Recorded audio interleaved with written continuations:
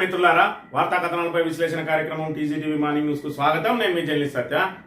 ముందుగా రాష్ట్రంలో జరుగుతున్న రాజకీయ పరిణామాలను కనుక పరిశీలించినట్లయితే కంచగచ్చబౌలి వ్యవహారంపై కేంద్రం ఎందుకు మౌనం వహిస్తా ఉన్నదని చెప్పి నిన్నటి రోజున కేటీఆర్ మళ్ళీ కూడా మరి కేంద్రంలో ఉన్న బీజేపీని అదేవిధంగా నరేంద్ర మోడీని ప్రశ్నించడం జరిగింది. అదేవిధంగా ఒకవైపు కేంద్రం ఇక్కడ తెలంగాణ సర్కార్ ఏదైతే రేవంత్ రెడ్డి సర్కార్కు వంత పడతా ఉంటే రేవంత్ రెడ్డి కూడా మరి ఇక్కడ ఏదైతే ప్రధాని మోడీని విమర్శించే విషయంలో మౌనం వహిస్తా ఉన్నాడు. మరి ఇక్కడ ఏదైతే ఈడీ కేసు నమోదై నేషనల్ హెరాల్డ్ కేసులో సోనియా గాంధీని A1 గా రాహుల్ గాంధీని A2 గా మరి ఇక్కడ ఈడీ ఛార్జ్ షీట్ దాఖలు చేస్తే ఇప్పటి వరకు రేవంత్ రెడ్డి దాని మీద స్పందించలేదు. మరి ఇక్కడ రాష్ట్ర కాంగ్రెస్ నాయకులు కూడా కిషన్ రెడ్డిని నిందిస్తా ఉన్నారు తప్ప మరి ఇక్కడ నరేంద్ర మోడీని మరి విమర్శించడం లేదు. కంచగచ్చబౌలి వ్యవహారంలో చూసుకున్నట్టయితే కిషన్ రెడ్డి తప్పుదారి పట్టిస్తా ఉన్నాడు, ప్రధానిని అంటా ఉన్నారు తప్ప ప్రధాని మీద మాత్రం నేరుగా విమర్శలు చేయడం లేదు. మరి ఇక్కడ వీళ్ళిద్దరూ ఏదైతే ఢిల్లీలో కుస్తీ గల్లీలో దోస్తీ అన్నట్టుగా వ్యవహరిస్తా ఉన్నారని చెప్పి నిన్న రోజున మరి ఇక్కడ పెద్ద ఎత్తున విమర్శలు చేయడం జరిగింది. మరి మరోవైపు ఆ జపాన్ లో పెట్టుబడి వేట సాగిస్తా ఉన్నాడు రేవంత్ రెడ్డి అని అంటే లేదు ఆయన పెట్టుబడి వేట కాదు అప్పుల వేట సాగిస్తా ఉన్నాడని చెప్పి ప్రతిపక్షాలు గాని అదేవిధంగా మేధావులు గాని ఆరోపిస్తున్న అంశాన్ని మనం ఇక్కడ ప్రధానంగా గమనించవచ్చు. ప్రధానంగా ఆయన ఇక్కడ మనకు అప్పు పుట్టడం లేదు, ఎవడు మనల్ని నమ్మడం లేదని చెప్పి ఏదైతే రేవంత్ రెడ్డి మాట్లాడిండో బహిరంగంగా దానికి సంబంధించి అదేవిధంగా 11,693 కోట్లను మరి జైకా అనే సంస్థ ఏజెన్సీని ఏదైతే అప్పడిగిండో దానికి దీనికి జోడిస్తున్న రోజున సోషల్ మీడియాలో పెద్ద ఎత్తున ట్రోలింగ్స్ సాగుతున్న అంశాన్ని కూడా మనం ఇక్కడ ప్రధానంగా గమనించవచ్చు. ఇక మంతని నియోజకవర్గానికి సంబంధించి చూసుకున్నట్టయితే ఇక్కడ ఇప్పటికే పోలీసులు కాంగ్రెస్ పార్టీ కార్యకర్తల్లా వ్యవహరిస్తా ఉన్నారు. మరి ఇక్కడ పూర్తిగా బీఆర్ఎస్ నాయకులను ప్రతిపక్ష నాయకుల మీద అక్రమ కేసులు పెట్టడానికే మరి ఇక్కడ వాళ్ళు ప్రయత్నాలు చేస్తా ఉన్నారు. పూర్తిగా ఏదైతే మెడలో కాంగ్రెస్ కండువా వేసుకున్నట్టుగా వ్యవహరిస్తా ఉన్నారని చెప్పి ఇప్పటికే పెద్ద ఎత్తున విమర్శలు వ్యక్తం అవుతా ఉంటే మరోవైపు కాంగ్రెస్ నాయకులు అయితే నవ్విపోదురుగాక మాకేటి సిగ్గు అన్న చందంగా ఇక్కడ ఏకంగా ఎస్పీ ఫోటోనే ఇక్కడ కాంగ్రెస్ ఫ్లెక్సీలో వేసి మరి ఇక్కడ వాళ్ళు ఫ్లెక్సీలు కట్టిండ్రు. ఇది ఎక్కడ అంటే మరి మంథని నియోజకవర్గం భూపాలపల్లి జిల్లాకు సంబంధించిన కాటారం మండలంలో మరి ఇక్కడ మండల కేంద్రంలో ఏర్పాటు చేసిన ఫ్లెక్సీ. మరి ఈ ఫ్లెక్సీ ఏ సందర్భంగా ఏర్పాటు చేసిందో అని అంటే సీసీ కెమెరాలను ఓపెన్ చేయడానికి మంత్రి గారితో కలిసి మరి ఇక్కడ ఎస్పీ గారు వచ్చిండ్రు. ఆ ఎస్పీ గారు వచ్చిన సందర్భంగా మేము ఈ ఫ్లెక్సీ పెట్టినామని అంటా ఉన్నారు. ఈ ఫ్లెక్సీని చూసిన వాళ్ళు ఎవరైనా మరి ఇది జరిగి 10-15 రోజులు అయింది, అయినప్పటికీ కూడా ఇంకా ఫ్లెక్సీలు కాటారంలో దర్శనమిస్తూనే ఉన్నాయి. ఈ ఫ్లెక్సీ చూసిన వాళ్ళు ఎవరైనా ఇక్కడ సీసీ కెమెరాల ప్రారంభోత్సవానికి ఎస్పీ గారు మంత్రి గారితో కలిసి వస్తుంటే వాళ్ళకు స్వాగతం పలికినట్టుగా ఉన్నదా ఇక్కడ మీరు గమనించాలి. మరి ఇక్కడ మనం ఏదైతే ఒక నాయకుని ఫ్లెక్సీ వేసుకుంటే మరి ఫ్లెక్సీ పెట్టించిన నాయకుని కింద ఫ్లెక్సీ ఎవరి కోసం అయితే పెడతానో వాళ్ళని పెద్ద ఎత్తున పెట్టి మరి ఇక్కడ చుట్టూ మనం నాయకుల ఫోటోలు వేసుకుంటాం. ఈ స్థానంలో ఎవరిది వేసుకుంటాం, జిల్లా అధ్యక్షుడిని వేసుకుంటాం. ఆ జిల్లా అధ్యక్షుని ప్లేస్ లో ఇక్కడ జిల్లా ఎస్పీ గారిని వేసుకున్నారు. మరి నిజంగానే మీరు పోలీసుల మీద అంత ప్రేమ ఉండి వాళ్ళకి స్వాగతం పలకాలనుకుంటే మరి ఇక్కడ వాళ్లకు గౌరవంగా మరొక ఎస్పీ గారి ఫోటోను అదేవిధంగా మరి ఇక్కడ మంత్రి గారి ఫోటోను 2 పెట్టి సీసీ కెమెరాల ప్రారంభోత్సవానికి విచ్చేస్తున్న మంత్రి శ్రీధర్ బాబు గారికి అదేవిధంగా ఎస్పీ మరి ఫలానా వారికి స్వాగతం సుస్వాగతం అని చెప్పి కింద మీరు ఫోటో వేసుకున్నట్టయితే ఆ సందర్భం ఆ సమయోచితం సందర్భం అనేది ప్రజలకు తెలిసి ఉండేది. ఈ రోజు ఈ ఫ్లెక్సీ చూసిన వాళ్ళు ఏమనుకుంటా ఉన్నారో మరి మీరు కూడా నిస్సిగ్గుగా అవును పోలీసులు మా పార్టీ కార్యకర్తలే. మరి గతంలో చూసుకున్నట్టయితే ఏదైతే చంద్రబాబు నాయుడు ప్రభుత్వంలో మరి ఇక్కడ కలెక్టర్ ఉండేది పార్థసారథి అని, ఆయనను కరీంనగర్ జిల్లా అధ్యక్షుడు అనేది మరి ఇక్కడ ఏదైతే టీడీపీ హయాంలో కాంగ్రెస్ నాయకులందరూ కూడా ఇగో పెద్దపల్లి మన కరీంనగర్ జిల్లా అధ్యక్షుడు వస్తున్నా అని చెప్పి ఏకంగా ఐఏఎస్ అనేది ఈ రోజు మీరు ఎస్పీని తీసి మరి ఇక్కడ మీ జిల్లా అధ్యక్షులు లాగా ఈ రకంగా ఫోటోలు పెట్టి అవమానించడం ఎంతవరకు కరెక్ట్? లేదంటే పోలీసులు కూడా బరాబరి మేము కాంగ్రెస్ పార్టీకి సంబంధించిన వ్యక్తులమే అని చెప్పి మరి ఇక్కడ చెప్పి ఏదైతే ప్రజలు పొరబడే అవకాశం లేదా ఇలాంటి ఫ్లెక్సీలు ఈ విధంగా పెడితే పోలీసులు కూడా ఏది స్థానికంగా ఉన్న పోలీసులు కూడా ఇలాంటి ఫ్లెక్సీలను వారించాల్సిన అవసరం లేదా? మరి ఇక్కడ పోలీసుల విజ్ఞతకే వదిలేస్తా ఉన్నాం. ఏది ఏమైనా కూడా మరి ఇక్కడ పోలీసులు కూడా కొంత సమయం పాటించాలి. పూర్తిగా కాంగ్రెస్ నాయకుల చెప్పు చేతుల్లో ఉండి వాళ్ళు చెప్పిన పేర్లన్నీ మరి ఇక్కడ ఎఫ్ఐఆర్లుగా నమోదు చేస్తూ మరి ఇక్కడ కక్ష సాధింపులకు పాల్పడితే రాబోయే రోజులలో మీరు కూడా ఇబ్బందులు పడతారు. మరి వాళ్ళు కూడా పూర్తిగా కాంగ్రెస్ కార్యకర్తలు మీరు ఎవరు పోలీసులకు భయపడాల్సిన అవసరం లేదు, వాళ్ళందరూ కూడా మన పార్టీ కార్యకర్తలు అన్నచందంగా ఈ విధంగా ఫ్లెక్సీలు ఏర్పాటు చేస్తా ఉన్నారు. ఒక్కసారి గమనించుకోండి, పోలీసుల గౌరవాన్ని తగ్గించుకోకండి అని చెప్పి కూడా ఈ సందర్భంగా మీకు సూచిస్తా ఉన్నాం.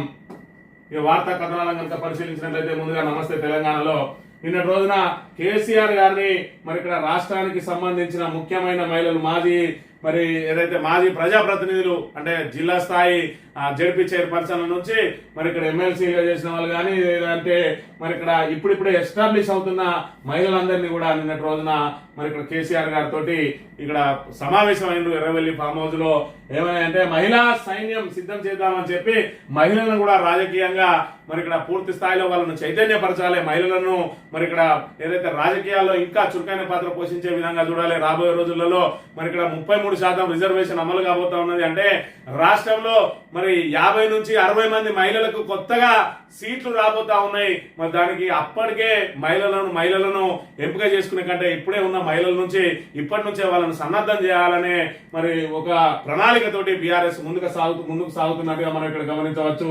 మహిళల మనసులో తెలంగాణ భావనను పాదుగొలిపితే ఆ భావన కుటుంబానికి సమాజానికి వ్యాపిస్తుంది. అది తరతరాలు తెలంగాణ సుభిక్షంగా శ్రేయస్కరంగా ఉండేందుకు దోహదపడుతుంది. గ్రామం నుంచి రాష్ట్రం వరకు మహిళా శక్తి సిద్ధమైతే ఆ శక్తే తెలంగాణను నడిపిస్తుంది అని చెప్పి మరి ఇక్కడ కేసీఆర్ చెప్తున్న అంశాన్ని మనం ఇక్కడ ప్రధానంగా గమనించాలి. తెలంగాణ అస్తిత్వ పతాకను శాశ్వతంగా నిలుపుదాం. మహిళలకు మనమే అస్త్రశస్త్రాలు అందించాలి. వారిలో నాయకత్వ పటిమను పెంపొందించాలి. రేపటి కోసం మహిళా సమాజాన్ని సన్నద్ధం చేయాలి. ఇది రాజకీయ పార్టీగా బీఆర్ఎస్ పై గురుతర బాధ్యత. ప్రతి మహిళలో తెలంగాణ భావనను పాదుగొల్పాలి. అప్పుడే తెలంగాణ శ్రేయస్కరంగా సుభిక్షంగా ఉంటది. అన్ని వర్గాల మహిళలను భాగస్వామ్యం చేయాలి. వచ్చే నెలలో విస్తృత స్థాయి సమావేశం నిర్వహిస్తాం. బీఆర్ఎస్ అధినేత మాజీ ముఖ్యమంత్రి కేసీఆర్ ఎర్రవెల్లిలో ఉమ్మడి వరంగల్ జిల్లా నేతలు ఎమ్మెల్సీ కవిత నేతృత్వంలో మహిళా ప్రజాప్రతినిధులతోటి మరి అక్కడ మహిళలు తాజా మాజీలు గాని మరి మిగతా ప్రజాప్రతినిధులు అందరితో కూడా సమావేశం ఏర్పాటు చేసి ముఖ్యమైన నాయకులను ఎంపిక చేసి మరి ఇక్కడ నిన్నటి రోజున సమావేశం ఏర్పాటు చేసి వచ్చే నెలలో మరి మహిళలతోటే విస్తృత స్థాయి సమావేశం ఏర్పాటు చేసి మహిళలను మరి రాజకీయంగా ఇంకా చైతన్యంగా చేయాలి. ఏదైతే 50-60 సీట్లు పెరగబోతా ఉన్నాయో అప్పటికి మహిళా అభ్యర్థులను వెతుక్కునే కంటే ఇప్పటి నుంచే అభ్యర్థులను తయారు చేసుకుని అన్నిట్లలో అంటే వాళ్ళకు సంబంధించిన మరి ఏదైతే వాళ్ళను సన్నద్ధులను చేయాలి. వాళ్ళకు మరి ఇక్కడ ఉపన్యాసంలో కానీ వివిధ అంశాల్లో కానీ వాళ్ళకు కూడా చైతన్యం కలిగే విధంగా మరి అన్ని రకాల క్లాసులు కూడా తీసుకోవాలి. స్వయంగా నేను కూడా మీకు క్లాస్ ఇస్తా అని చెప్పి నిన్న రోజున కేసీఆర్ వాళ్ళతో చెప్పడం జరిగింది. ఏదేమైనా కూడా దూరదృష్టితోటి మరి ఇక్కడ ముందుకు సాగే కేసీఆర్ రాబోయే మహిళా రిజర్వేషన్ ను అమలు జరిగే కార్యక్రమంలో భాగంగా పెరగబోయే మహిళా ప్రజాప్రతినిధులను ఇప్పటి నుంచే అభ్యర్థులను తయారు చేస్తా ఉన్నాడు అని అంటే కేసీఆర్ కి ఎంత దూరదృష్టి ఉంటుందనే విషయాన్ని మనం ఇక్కడ ప్రధానంగా గమనించాలి. అక్కడ గడబిడ ఇక్కడ గప్చుప్ కేంద్రం మౌనం వెనుక మర్మం ఏమిటి? తన పరిధిలోని హెచ్సియులో కాంగ్రెస్ సర్కార్ దమనకాండ 20 రోజుల అరాచకం జరిగిన కిమ్మనంది మోదీ సర్కార్ అటవీ వన్యప్రాణి ఆర్థిక ఉల్లంఘనకు పాల్పడిన సైలెంట్ సాక్షాత్తు సుప్రీంకోర్టు సుమోటోగా స్వీకరించిన గప్చుప్ ఇంప్లీడ్ అవ్వాల్సిన చోట నిమ్మకు నీరుతున్నట్లు బీజేపీ సర్కార్ చిన్న కేసుల్లో వాయువేగతతో స్పందిస్తున్న ఈడీ సిబిఐ బెంగళూరులో కుక్క తమిళనాడులో ఇసుక వేల కేసులపై అమితాశక్తి ఆర్థిక దోపిడీ యత్నాలు జరిగాయని సిఈసి చెప్పిన నో యాక్షన్ అని చెప్పి మరి ఇక్కడ అక్కడనేమో గడబిడ ఇక్కడనేమో గప్చు కేంద్రం మౌనం వెనుక మర్మం ఏమిటి అని చెప్పి నిన్న రోజున సూటిగా ప్రశ్నించింది కేటీఆర్ గారు. మరి ఇక్కడ చూసుకున్నట్టయితే ఏదైతే యూనివర్సిటీ ఉన్నదో సెంట్రల్ యూనివర్సిటీ, ఈ సెంట్రల్ యూనివర్సిటీకి సంబంధించి మరి అదంతా కూడా పూర్తిగా మానవ వనరుల విభాగం కేంద్ర మానవ వనరుల విభాగంలో ఆధ్వర్యంలో ఉంటుంది. అదేవిధంగా ఈ ప్రకృతి విధ్వంసానికి సంబంధించింది కూడా మరి ఇక్కడ కేంద్ర పర్యావరణ అటవీ వన్యప్రాణి రక్షణ కింద ఉంటది. మరి ఇవన్నీ కూడా ఉల్లంఘన జరిగినని ఆల్రెడీ సాధికారిక కమిటీ నివేదిక ఇచ్చింది.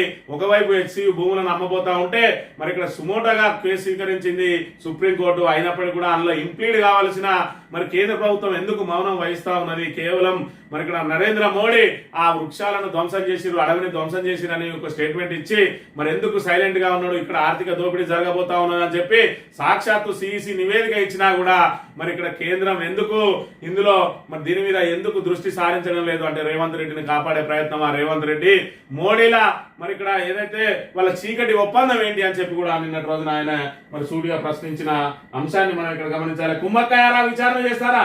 పంచభూముల్లో కాంగ్రెస్ విధ్వంసాన్ని కేంద్రం ఆపాలి, రాష్ట్ర ప్రభుత్వం అక్రమాలపై విచారణ జరపాలి, లేదంటే రెండు పార్టీలు కుమ్మక్కైనట్టే భావిస్తాం. ప్రధాని మాజీ మంత్రి కేటీఆర్ డిమాండ్. హెరాల్డ్ పై రేవంత్ మౌనం వెనుక మర్మం ఏమిటి అని చెప్పి మరి ఒకవైపు ఏమో నేషనల్ హెరాల్డ్ పత్రిక మీద దేశవ్యాప్తంగా కాంగ్రెస్ శ్రేణులన్నీ కూడా మరి ఇక్కడ ఏదైతే నిరసనలు వ్యక్తం చేస్తా ఉంటే మరి జపాన్ చెక్కేసిన రేవంత్ రెడ్డి జపాన్ నుంచి కనీసం ఒక ప్రకటన కూడా విడుదల చేయలేదు.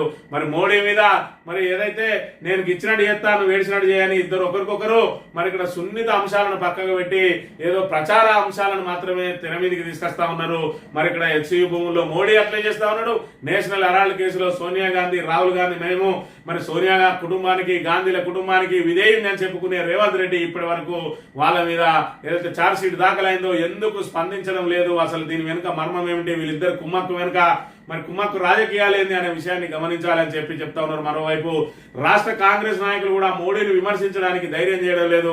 వాళ్ళు కూడా కేవలం కిషన్ రెడ్డిని అడ్డుపెట్టుకుని కిషన్ రెడ్డి ద్వారానే మరి ఇక్కడ మోడీకి తప్పుడు సంకేతం వెళ్తా ఉన్నదని పదే పదే చెప్తా ఉన్నారు తప్ప మోడీని టార్గెట్ చేయడానికి మాత్రం ఒకరిద్దరు నేతలు తప్ప మిగతా వాళ్ళందరూ కూడా వెనుకంజ వేస్తున్న అంశాన్ని మనం ఇక్కడ గమనించాలి.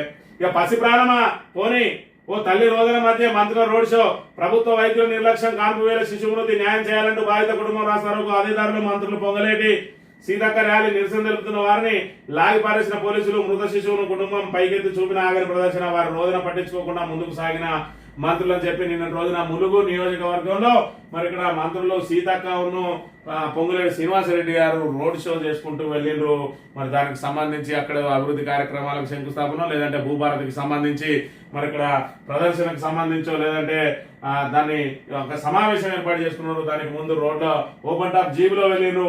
మరి మాది ప్రజాపాలన మాది ప్రజాప్రభుత్వం అని గప్పాలు కొట్టుకునే మరి కాంగ్రెస్ ప్రభుత్వం మంత్రులు ఇక్కడ చూసుకున్నట్టయితే వీళ్ళు ఏ దారిలో అయితే వస్తా ఉన్నారో అదే దారిలో రాస్తారోకో చేపట్టిండ్రు. ఒక బాధిత కుటుంబం ఏదైతే ప్రభుత్వ ఆసుపత్రిలో ప్రసవానికి వెళ్తే మరి అక్కడ మృత శిశువు జన్మించింది. వాళ్ళ ఏదైతే నిర్లక్ష్యానికి మరి ఇక్కడ ఒక చిన్న పాప బలైంది. దానికి సంబంధించి వాళ్ళ మీద చర్యలు చేపట్టాలని రోడ్డు మీద వాళ్ళు రాస్తారోకో చేస్తుంటే అదే దారిలో వచ్చిండ్రు. మరి వాళ్ళ కంటపడాలని ఈ రకంగా శిశువును పైకెత్తి మరి ఇక్కడ మంత్రులకు ఇక్కడ చూసుకున్నట్టయితే ఎంత దూరంలో ఉన్నదో చూడండి. ఇక్కడ ఒక్కరి దృష్టి కూడా పడలేదా అని అంటే చూసి చూడనట్టు వెళ్ళిపోయిండ్రు. వీళ్ళు ఇంకా ప్రభుత్వం మాది ప్రజా ప్రభుత్వం, మేము ప్రజల కోసమే మరి ఉన్నాం అని చెప్పి మేము పేద ప్రజల పాలిట ఆశాదీపం మాది ఇందిరమ్మ రాజ్యం అని చెప్పుకునే మంత్రులు కనీసం ఇక్కడ బాధితులను పిలిచి ఏం జరిగింది ఎట్లయింది అని మరి దానికి సంబంధించి విచారణకు ఆదేశించడమో లేదంటే బాధితులను ఓదార్చడమో కూడా చేయకుండా వాళ్ళ ఊరేగింపులో వాళ్ళు వెళ్ళిపోయి వాళ్ళు సమావేశం పెట్టుకున్నారు అని అంటే ఈ ప్రజా ప్రభుత్వంలో ప్రజలకున్న విలువ, ప్రజల సమస్యల మీద వారికి ఉన్న చిత్తశుద్ధిని ఇక్కడ మనం గమనించాలి. ఇక జలమండలిపై మేఘాభారం, మరో ఏడాది వరకు సువిశాల పథకం అనుమానమే. మూలిగే నక్కపై మరో తాటిపని పడింది. ఇప్పటికే 1000 కోట్ల ఆర్థిక సంక్షోభంలో కూరుకుపోయిన జలమండలిపై తాగునీటి పథకాల రుణభారం మోయలేనిదిగా మారింది. ఈ నేపథ్యంలో తాజాగా మరో పిడుగులాంటి భారం పడేందుకు రంగం సిద్ధమైంది. మహానగరానికి నిరంతరం తాగునీటి కోసం 2000 కోట్ల పైగా వెచ్చించి చేపట్టిన సుంకిశాల పథక నిర్మాణ సంస్థ మెగా నిర్వాహకంతో కుప్పగొలింది కదా. ఆ జాప్యానికి మూల్యంగా జలమండలిపై దాదాపు 160 కోట్లకు పైగా భారం పడుతున్నది. ప్రధాన నగరానికి కృష్ణా జలాలను సరఫరా చేసేందుకు ముడినీటి సేకరించే నల్లగొండ జిల్లాలోని ఎలిమినేటి మాధవరెడ్డి ప్రాజెక్టు వద్ద లీకేజీ పెరగడంతో మరమ్మతులు చేపట్టాలని నీటిపారుదల శాఖ నిర్ణయించింది. 3 లక్షల ఎకరాలకు పైగా ఆయకట్టు ఆధారపడి ఉన్నందున రానున్న వర్షాకాలం పంటలు పెరగడంతో మరమ్మతులు చేపట్టాలని నీటిపారుదల శాఖ నిర్ణయించింది. 3 లక్షల ఎకరాలకు పైగా ఆయకట్టు ఆధారపడి ఉన్నందున రానున్న వర్షాకాలంలో పంటల సీజన్లో సిస్టర్ను సిద్ధం చేయాల్సి ఉన్నందున హైదరాబాద్ తాగునీటికి ప్రత్యామ్నాయాన్ని చేసుకోవాలని జలమండలికి సూచించింది. ఇటు సుంకిశాల మరి గంగల కలిసింది. మరి ఇక్కడ సిస్టర్న్ ప్రాజెక్ట్ ఏదైతే ఉన్నదో దానికి అక్కడ రైతులకు ఆయకట్టుకే సరిపోవు కాబట్టి మీరు ప్రత్యామ్నాయం చూసుకోమనంటే ఇప్పుడు మెగా చేసిన నిర్వాహకంతో జలమండలి ఇక్కడ అప్పుల ఊపిలో కూరుకుపోతా ఉన్నది అని చెప్పి మరి ఇప్పటికే 160 కోట్ల మరి ఇక్కడ భారం పడ్డది జలమండలి మీద. మరి ఇదంతా కూడా ఏదైతే మెగా సంస్థకు సంబంధించి వాళ్ళ నిర్లక్ష్యం, అదేవిధంగా వాళ్ళ అసమర్థత మూలంగా వాళ్ళ ఏదైతే నాణ్యత లేని పనుల మూలంగా ఈరోజు జలమండలి మునిగిపోయే ప్రమాణం ఉందనే విషయాన్ని కూడా మనం ఇక్కడ గమనించాలి. ఇక తులం బంగారం సాధ్యం కాదట. ప్రభుత్వ ఉద్యోగుల జీతాలకు ఇబ్బంది. ఎమ్మెల్యే కూనంనేని సాంబశివరావు మరి ఇక్కడ ఎమ్మెల్యే కూనంనేని సాంబశివరావు ఈయన సిపిఐ ఎమ్మెల్యే అంటే కాంగ్రెస్ అనుబంధ ఎమ్మెల్యే. వీళ్ళు ఎన్నికలకు ముందే పొత్తు పెట్టుకున్నారు. అంటే వీళ్ళు ఏదైతే మేనిఫెస్టో ఏదైతే రిలీజ్ చేసిరో దానికి సిపిఐ కూడా మరి దానిలో ఏదైతే బాధ్యత ఉంటది. మరి తులం బంగారం సాధ్యం కాదు అని చెప్పి నిన్న రోజున చేతులు ఎత్తేసిండు. మరి ఇక్కడ చూసుకున్నట్టయితే పేదింటి యువతులకు 1,116తో పాటు అదనంగా తులం బంగారం ఇస్తామని కాంగ్రెస్ ప్రభుత్వం ఎన్నికల ముందు హామీ ఇచ్చిందని ప్రస్తుత రాష్ట్ర ఆర్థిక వ్యవస్థ పరిస్థితుల దృష్ట్యా తులం బంగారం ఇప్పట్లో ఇవ్వడం సాధ్యం కాకపోవచ్చని కొత్తగూడెం ఎమ్మెల్యే కూననేని సాంబశివరావు పేర్కొన్నాడు. భద్రాద్రి కొత్తగూడెం జిల్లా కొత్తగూడెం క్లబ్లో కళ్యాణ లక్ష్మి షాదీ ముబారక్ చెక్ పంపిణీ కార్యక్రమం జరిగింది. ఆయన ముఖ్య అతిథిగా పాల్గొని లబ్ధారులకు చెక్కులు పంపిణీ చేశారు. ఈ సందర్భంగా మాట్లాడుతూ ఉద్యోగాలకు జీతాలు కూడా ఇవ్వలేని దుస్థితిలో ఉన్నదట ప్రభుత్వం.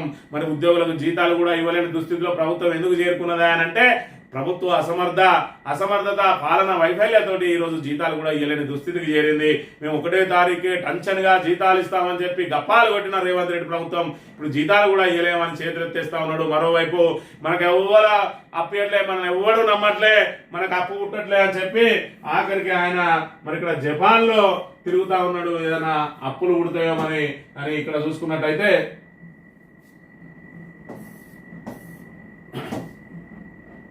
ఈ రోజుకు 8,000 కోట్ల రూపాయలు ప్రభుత్వ ఉద్యోగులకు రిటైర్మెంట్ బెనిఫిట్స్ నా దగ్గర పెండింగ్. ఎట్లా తీసుకొచ్చేయాలా? ఏ అప్పు పుడతలేదు మార్కెట్లో, ఎవరు మనల్ని నమ్ముతలేడు. ఏ అప్పు పుడతలేదు మార్కెట్లో, ఎవడు మనలా నమ్మట్లేదట. మరి ఎప్పుడు ఎవడు నమ్మట్లేదు మార్కెట్లో అంటే ఎందుకు నమ్ముతలేరు? నీకు నువ్వే రాష్ట్రం దివాలా తీసింది, రాష్ట్రం క్యాన్సర్ పేషెంట్ లాగా మారింది అని చెప్పి పదే నా ఇల్లు మునిగిపోయింది కూలిపోయింది అని అనక నీకు ఎవడప్పిస్తాడు, నిన్ను దేన్ని చూసిస్తాడు అన్న విషయాన్ని నువ్వు ఇక్కడ గమనించాలి. నీకు నువ్వే తెలంగాణ రాష్ట్ర మరి ఇక్కడ ప్రతిష్టను పూర్తిగా దిగజార్చినవు. ఇవాళ పోయి జపాన్లో అప్పుల కోసం వెయిట్ చేస్తే మరి నిన్ను నమ్మి ఇక్కడ దేశంలోనే ఎవరు అప్పిస్తలేరు, ఇంకా ప్రపంచంలో ఉన్న ఇతర దేశాల వాళ్ళు ఏ విధంగా ఇస్తారు? నీ కేంద్ర ప్రభుత్వంతో చెప్పి మేము ఇక్కడ అప్పు ఇస్తామన్నారు. మరి నువ్వు కేంద్ర ప్రభుత్వం నీకు మోడీ దగ్గరనే ఉంటాడు కాబట్టి ఒక్కసారి మోడీ గారితో మాట్లాడి చెప్పించుకున్నట్టయితే నీకు ఈజీగానే అప్పు పుడుతుంది అనే విషయాన్ని నువ్వు గమనించాలి. ఇక గ్రూప్ 1 రద్దు చేయాల్సిందే. పోస్టులు నమ్ముకున్నారు, మళ్ళీ పరీక్షలు నిర్వహించాలి. జీవో 55 అమలు చేయండి. కాంగ్రెస్ పై నమ్మకం పోయింది. బగ్గుమన్న గ్రూప్ 1 అభ్యర్థులు దద్దరిల్లిన ఇందిరా పార్కు, ధర్నా చౌక్. మరి నిన్నటి రోజున ఏదైతే ప్రభుత్వం గ్రూప్ 1 బ్రేక్ వేసిందో, తాత్కాలికంగా బ్రేక్ వేసిందో ఖచ్చితంగా గ్రూప్ 1 రద్దు చేయాలి. ఆల్రెడీ పోస్టులు అమ్ముకున్నారని ఇప్పటికే గ్రూప్ 1 మీద అనేక ఆరోపణలు, అనేక సందేహాలు వ్యక్తమవుతా ఉన్నాయి. ఒకవైపు 10 మంది అభ్యర్థులు మరి 21,093 మంది ఎగ్జామ్ రాస్తే 21,103 మందికి రిజల్ట్ వచ్చింది. ఆ 10 మంది ఎక్కడి నుంచి వచ్చిందో అని. అదే విధంగా ఏదైతే ఎగ్జామ్ సెంటర్ల నుంచే 70కి పైగా మరి మంది అభ్యర్థులు వాళ్ళు సెలెక్ట్ అయినరు.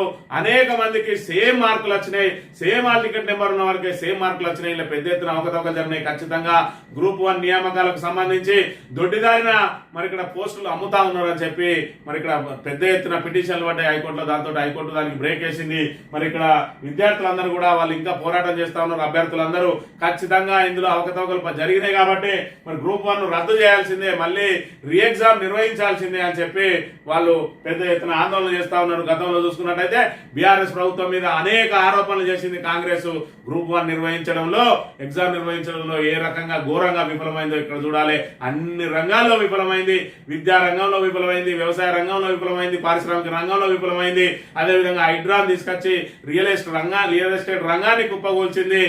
అన్ని రకాల వ్యవస్థలను నాశనం చేసిన మరి ఇక్కడ రేవంత్ రెడ్డి ప్రభుత్వం మరి గప్పాలు కొడుతూ గ్రూప్ 1 మేము మరి అక్కడ గత ప్రభుత్వం నిర్వహించలేకపోయింది, మేము అట్టహాసంగా నిర్వహించామని చెప్తే ఈ డొల్లతనం బయటపడ్డది. ఇలా చూసుకున్నట్టయితే అభ్యర్థులందరూ దాన్ని రద్దు చేయాలని చెప్తే మరి ఎంచక్క జపాన్ లో పర్యటన చేసుకుంటూ దీన్ని ఇక్కడనే గాలికి వదిలిండు, హెచ్పి భూములను అటే వదిలిండు. నేషనల్ హెరాల్డ్ కేసులో వాళ్ళ అధినేతల మీద కేసు నమోదైన కిమ్మనకుండా అప్పుల వేటలో పడ్డాడు రేవంత్ రెడ్డి అనే విషయాన్ని మనం ఇక్కడ ప్రధానంగా గమనించాలి. ఇక gig bill go back. Rahul Gandhi మెప్పు కోసమే ముసాయిదా బిల్లు, మేనిఫెస్టోలో హామీలు లేకపోవడాన్ని వ్యతిరేకిస్తున్నాం. ఆటో డ్రైవర్ల ఆత్మహత్యపై సీఎం స్పందించలేందుకు Telangana private transport workers union అధ్యక్షుడు కాంగ్రెస్ నాయకుడు దయానంద్ ఫైర్ అట. కాంగ్రెస్ నాయకుడే మరి ఇక్కడ ఇలా ప్రభుత్వం మీద ఫైర్ అవుతున్న దృశ్యాన్ని మనం ఇక్కడ ప్రధానంగా గమనించాలి. తెలంగాణలోని 20 లక్షల మంది రవాణా రంగ కార్మికుల సమస్యలను పరిష్కరించకుండా కాంగ్రెస్ ప్రభుత్వం చోద్యం చూస్తుందని Telangana private transport workers union అధ్యక్షుడు కాంగ్రెస్ నాయకుడు దయానంద్ ఆగ్రహం వ్యక్తం చేశారు. ఎన్నికల మేనిఫెస్టోలో ఇచ్చిన హామీలను కాంగ్రెస్ ప్రభుత్వం ఎందుకు అమలు చేయడం లేదంటూ చెప్పి నిలదీశారు. ఏది అమలు చేసిందని చెప్పి ఇవాళ గిగ్ వర్కర్లకు ఇచ్చిన హామీని నెరవేరుస్తుంది కాంగ్రెస్ ప్రభుత్వం. 6 గ్యారంటీలు 100 రోజులలోనే అమలు చేస్తామని చెప్పి నమ్మబలికి ఇంటింటికి బాండ్ పేపర్ ఇచ్చి ఈ రోజు మరి ఇక్కడ ఏదైతే మహాలక్ష్మి పథకంలో భాగంగా 3 అంశాలు ఉంటే అందులో ఒక అంశాన్ని మరి ఉచిత బస్సును అమలు చేసి మేము అమలు చేసినామంటారు. ఆరోగ్యశ్రీని మరి 5 లక్షల నుంచి 10 లక్షలకు పెంచినామని చెప్పి చేతులు దులుపుకున్న పరిస్థితి ఈ రోజు. మరి ఇక్కడ ఏదైతే విద్యార్థులకు ఇస్తాను స్కూటీలు కానీ, విద్యా భరోసా కార్డు 5 లక్షలు కానీ, అదే విధంగా మరి ఇక్కడ రైతు భరోసా కింద 15,000 ఇస్తా అని, కౌలు రైతులకు 15,000 ఇస్తా అని, రైతు కూలీలకు 12,000 ఇస్తా అని, అదే విధంగా పెన్షన్దారులకు 2,000 4,000 చేస్తా అని, ఇట్లా అనేక రకాల హామీలు ఇచ్చి 420 హామీలతోటి ప్రజలను నట్టేట ముంచి అందులో ఆటో డ్రైవర్లు అయితే, గిగ్ వర్కర్లు అయితే, మరి ఇక్కడ నానా అన్ని రంగాల అన్ని వర్గాల ప్రజలను కూడా మోసం చేసింది కాంగ్రెస్ ప్రభుత్వం అనే విషయాన్ని మనం ఇక్కడ గమనించాలి. ఇక సాక్షి దినపత్రిక విషయానికి వస్తే పెట్టుబడులు 11,062 కోట్ల రూపాయలట. హైదరాబాద్ లో 10,500 కోట్లతోటి 400 మెగావాట్ల ఏఐ డేటా సెంటర్ క్లస్టర్ ను తీసుకొస్తా ఉన్నారట. సంయుక్తంగా ఏర్పాటుకు ముందుకొచ్చిన దిగ్గజ సంస్థ ఎన్టీటీ డేటా నైసార్ నెట్వర్క్ టోక్యోలో సీఎం రేవంత్ రెడ్డి సమక్షంలో ప్రభుత్వంతో కుదిరిన త్రైపాక్షిక ఒప్పందం.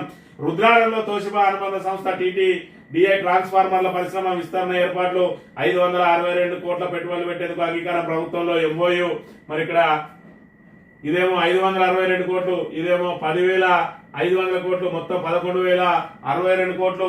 మొన్న ఒక 1,000 కోట్లు వచ్చినాయి, 12,000 కోట్లు. మరి అంతకుముందు 1,78,000 కోట్లు వచ్చినాయి. దానికంటే ముందు 40,000 కోట్లు వచ్చినాయి. మరి ఇన్ని పరిశ్రమలు కనుక తెలంగాణకు వస్తే మరి ఒక్కొక్కరు 2 ఉద్యోగాలు 3 ఉద్యోగాలు చేయాలి.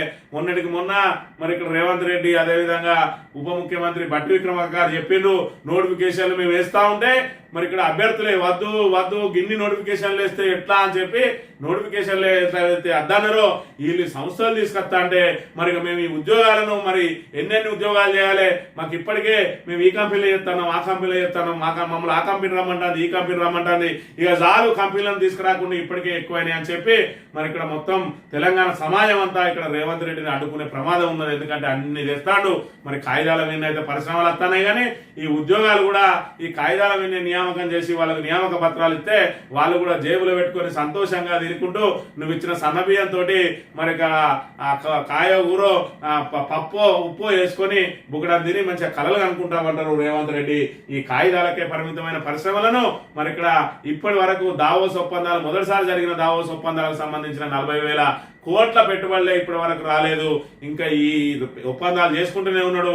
ఈ ఒప్పందాల ముసుగులో అప్పుల వేటలో పడ్డాడని చెప్పైతే మరి ఇక్కడ ప్రతిపక్షాలు అయితే పెద్ద ఎత్తున ఆరోపణలు చేస్తున్న పరిస్థితిని మనం ఇక్కడ ప్రధానంగా గమనించాలి.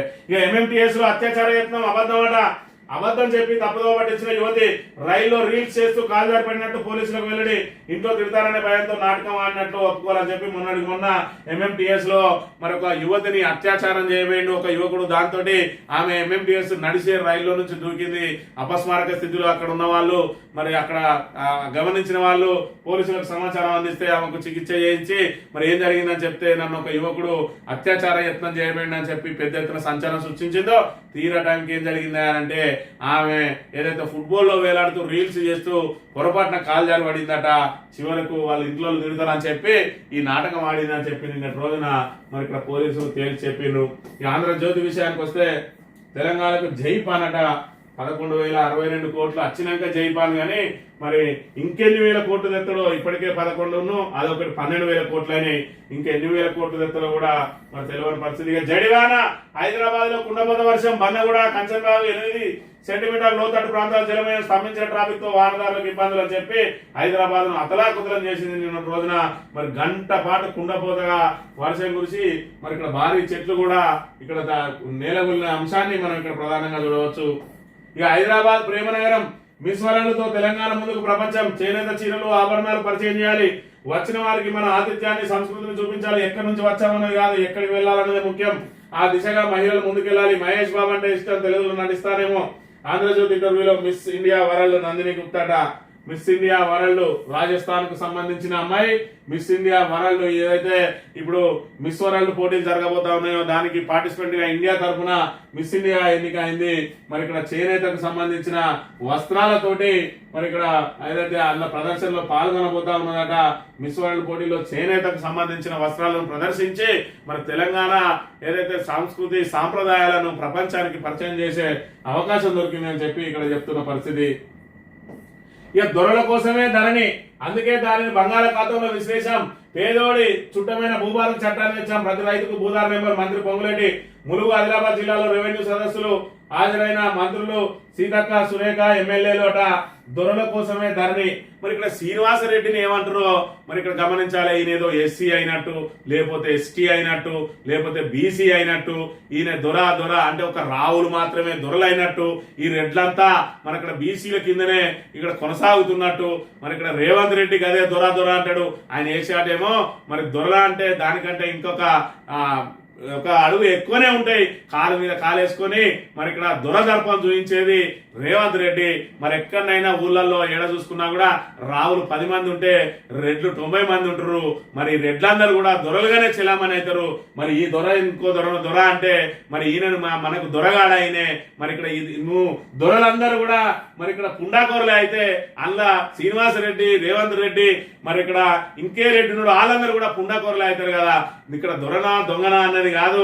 మరి అక్కడ చేసిన విధానాలు ఏ విధంగా ఉన్నాయో చెప్పాలి. నీ భూభారతికి సంబంధించి ఇప్పటికే అనేక రకాలైన అనుమానాలు వ్యక్తం అవుతున్నాయి. ఇక్కడ ధరణికి సంబంధించి భూభారతికి సంబంధించి ఏం జరగబోతా ఉన్నదో మరి ఇక్కడ సోషల్ యాక్టివిటీస్ లో కనుక వాళ్ళ మాటలు విన్నట్టయితే ఏమీ లేదు. పాత సీసాలో పాత సారా. ఇప్పుడు ధరణి అనేది ఒక పోర్టల్ అండి. అది ఒక ప్రైవేట్ సంస్థకి ఇచ్చి నడిపింది. ఇప్పుడు వీళ్ళేమంటారు, ఎన్ఐసికి ఇస్తామంటారు. ఎన్ఐసి ఇప్పుడు మళ్ళీ కొత్త స్టేట్మెంట్ ఏంటంటే ఎన్ఐసిలో అంత అప్గ్రేడెడ్ టెక్నాలజీ లేదు కాబట్టి మళ్ళీ మేము ప్రైవేట్ వాళ్ళకి ఇస్తామంటారు. ఇలా పేపర్ స్టేట్మెంట్. మరి అన్నప్పుడు ఇక కొత్తదనం ఏముంది ఇందులో? మీరు గతంలో ఉన్న చిన్న చిన్న సమస్యలు 30% సమస్యలు అవి ముడిపడి దేనికి ఉన్నాయి? సర్వేకి ముడిపడి. మీరు బౌండరీ ఫిక్సేషన్ ముడిపడింది. ఒక బౌండరీ ఫిక్సేషన్ అనేది గవర్నమెంట్, నేను రిజిస్టర్ ఆఫీస్ నుంచి వెళ్ళి నేను రిజిస్టర్ చేయించుకునే అధికారిగా లేదా ఎంఆర్ఓగా నేను పోయి నీ మధ్యలో నా మధ్యలో ఉన్నటువంటి బౌండరీ ఫిక్స్ చేయగలుగుతున్నా. నువ్వు చేయగలిగేది ఎక్కడ? ఓన్లీ సర్వే నెంబర్ చేయగలుగుతావు. సర్వే నెంబర్ లోపల ఉన్నటువంటి వ్యవహారాలు మీరు పక్క వాళ్ళు కూర్చొని మీరు అది ఫిక్స్ చేస్తే దాని ఆధారంగా ఇది ధరల్లో ఉన్న ఇబ్బందులు ఏంటి, దాన్ని ఏ విధంగా పరిష్కరించాలి. మరి ఇక్కడ భూభారతి సంబంధించి ఏదైతే గప్పాలు కొడతా ఉన్నారో ఆ భూభారతి కూడా యాజ్ ఇట్ ఈజ్ గా కొత్త సీసాలో పాత సార లాగానే ఇదే మరి ఏదైతే పేర్లు మారుస్తానని చెప్పి అంటాను పొంగులేటి శ్రీనివాసరెడ్డి అన్నాడో గదే జరిగింది. ధరణి పేజీ మార్చిండ్రు, కలరు మార్చిండ్రు, దాని పేరు మార్చిండ్రు, అంతే తప్ప మరి మొత్తం దానిలో ఉన్న సమాచారాన్ని అంతా తీసుకొచ్చి దీనిలో పెట్టుకున్నారు.